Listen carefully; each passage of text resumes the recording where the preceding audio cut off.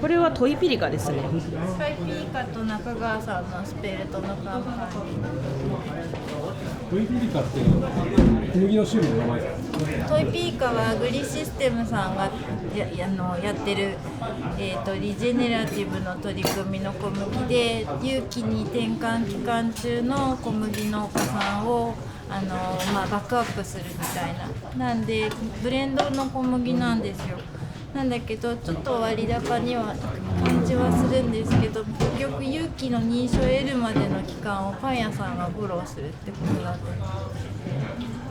そういうやつなんですね。でもすごくパンに使いやすいし、味もいいし、でなお、農家さんに役に立つことっていうか協力できるなんてすごい取り組みだと思います。ですね。はい、意外とピーナッツ買ってくる方増えてきてる。あと転換期間中有機小麦っていうものがあります。これはオーガニック、さっき農薬化学肥料をやめてから3年以上経った畑から取れたものっていうお話しました。でもじゃあ1年目と2年目って農薬化学肥料を使ってないけどどうなるの？これは実はちゃんと有機ジャス認証は格付けされます。ですが、転換期間中という表示をしないと売っちゃいけませんよっていうちょっと複雑なルールになってるんですよね。なので例えば納豆メーカーさんは有機納豆をやっていても転換期間中大豆を使うと転換期間中大豆のパッケージも作らないといけない、商品が増えちゃうんですよね。だからすごく扱いづらい。なのでヨーロッパではほとんどこの転換期間中は国が支えます。ですが日本にはこの転換期間中を支える体制がないんですよね。なので今農水の方たちにも一生懸命この転換期間を何とかしてくれっていうお話もさせていただいてるんですけども、そういった中でですね、でもこの転換期間中が広がらないとオーガニックをうまく流通しないとオーガニックを広げていくことができません。で実際この3年でなんと26件の農家さんがオーガニックに転換して285ヘクタールが有機栽培に転換してですね、すごい勢いで今転換期間中小麦と大豆が増えてます。でその流通を何とかしていかなきゃいけない。でもそういった今の流通上の問題がある。そんな中で、じゃああえてポジティブに捉えようと、転換期間中小麦が普及しないとオーガニックが広がらないんです。なので積極的にこの転換期間中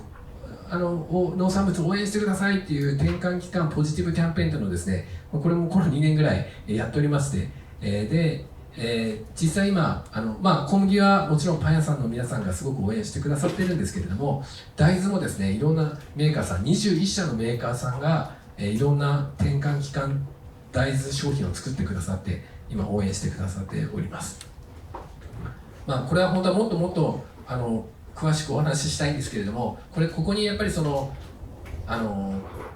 グリホサートの残留の問題だったり、だから小麦アレルギーってすごく騒がれてますけれども、小麦が悪いんじゃないんですよね。そこに残留しているグリホサートだったり、ポストハーベストで使われるマラチオンであったり、であとは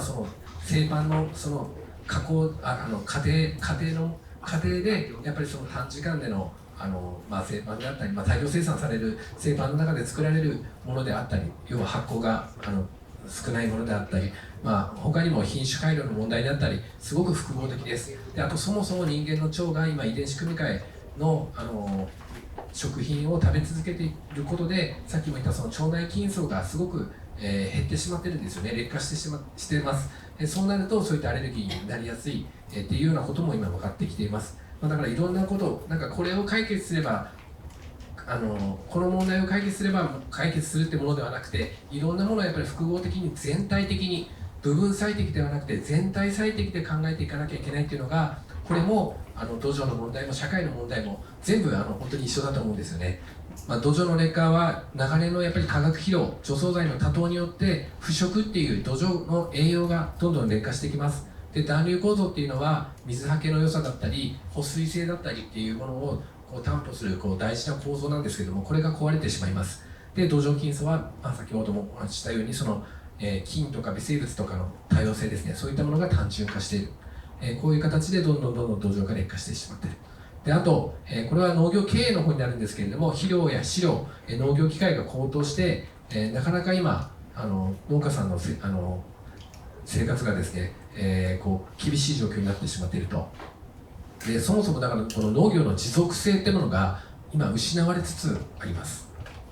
でそういった課題に向けて次世代に健全な土壌を継いでいくための土壌作りであったり、生物多様性の保護、そして海外資材に依存しない地域で完結、国内で完結できる、かつコストをかけずに循環できる農業を確立していく必要がある、そう考えております。それを解決する最大の手段がリジェネラティブ農業と、今日本当に言えないんですけど、リジェネラティブ農業ですね、環境再生型農業になります。で、ここからが、今日ベーカリーの皆さんが多いと思うんですけれども、ベーカリーの皆さんと一緒に共有したいお話になります。今このリジェネラティブベーカリー、こういう取り組みをやっています。で今話してきましたライ麦の可能性、地中まですごく1.6 メートルぐらい上に伸びるんですよね、ライ麦って。で上に伸びる植物って同じぐらい地下に根を伸ばしてくれます。その深く伸ばしてくれる根が土壌を良くしてくれます。そしてですね、さらにそういった中で少しずつこのライ麦の輪が広がってきたものの、なかなかやっぱり日本でそのライ麦パンを食べる人が増えていかない、そんな中で、出会ったのが今日お越しいただいている、デンマークからお越しいただいている倉本幸子さんです。倉本さんはその1000年の歴史のあるデンマークのこのロブロをですね、日本に普及していくためにですね、ロブロの教科書という本も書かれてですね、今日本全国で活動されています。でそれはベーカリーさんの方々を対象にするだけではなく、幼稚園だとか栄養士の方だとか、いろんな方を対象にですね、この魅力を伝えられて、それこそその子どもたちの健康だとか、そういったところへの貢献をすごくされている方です。